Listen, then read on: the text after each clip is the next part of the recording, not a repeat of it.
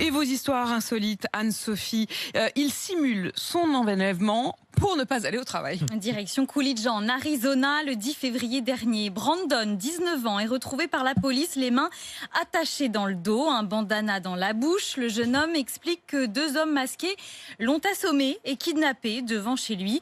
On en voudrait à son père qui aurait, raconte-t-il, caché de grosses sommes d'argent dans la ville. Une enquête est alors ouverte, mais les forces de l'ordre ne trouvent aucune preuve tangible de l'agression, rien sur les images de vidéosurveillance. Une semaine après, Brandon est arrêté et avoue finalement avoir tout inventé pour ne pas aller au travail. Employé dans un garage. Ça fait cher l'arrêt de travail quand même, je trouve. Employé le mot d'excuse. Dans un garage pour installer des pneus. Il a d'ailleurs été viré, logiquement, et a dû payer une amende de 450 €. Un homme flashé, Anne-Sophie, à 191 km/h sur l'autoroute dans le Bas-Rhin. Et il avait une bonne excuse en poche. Alors, c'est de ma faute. C'est sur une route départementale. Qui n'a pas déjà essayé de se justifier avec... 191 km/h sur une route départementale? Oui. Ouais, c'est pas terrible. Une route limitée à 110, ouais. Exactement.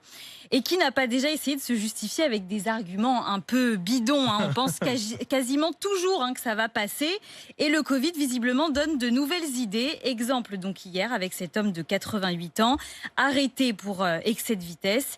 Il a raconté qu'il était en retard à son rendez-vous de vaccination. 191 km/h, donc au lieu de 110, c'est qu'il devait être très en retard. Les gendarmes lui ont retiré le permis et rappellent que même après plus de 60 ans de conduite, il faut respecter les limitations. Donc ça marche pas. Ça n'a pas marché. la Donc cette excuse-là, si Non. vous l'envisagiez, non. Vous oubliez. Ça ne marche pas. Et puis à Bordeaux, Anne-Sophie, un producteur qui lance un vin infusé au cannabis. Et oui, la cuvée Burdi W, mélange de vin et de CBD, molécule issue du cannabis. C'est une première en France. C'est un jeune homme de 28 ans et l'un de ses amis d'enfance qui ont eu l'idée. Il y a donc toujours l'effet classique de l'alcool, mais avec en plus un effet relaxant et détente. C'est ce qu'ils disent. Le chanvre utilisé dans la préparation... Le vin, c'est déjà pas mal, franchement, moi je trouve, pour détendre. Pas s'il y avait absolument besoin de plus. C'est pas vraiment relaxant. Ça me tente absolument pas. Oui, voilà, c'est peut-être pas, C'est pas relaxant, le vin. Non, mais ça détend quand même un petit verre de vin rouge. Ça détend. Oui, ça dépend dans quelle ambiance on est.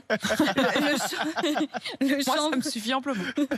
Le chanvre utilisé dans la préparation est cultivé d'ailleurs dans le sud-est de la Gironde, sur une parcelle de 10 hectares exploitée par l'entrepreneur.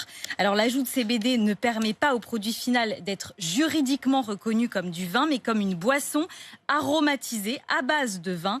La production du Burdi W lancée via une plateforme de financement participatif atteint 10 500 bouteilles.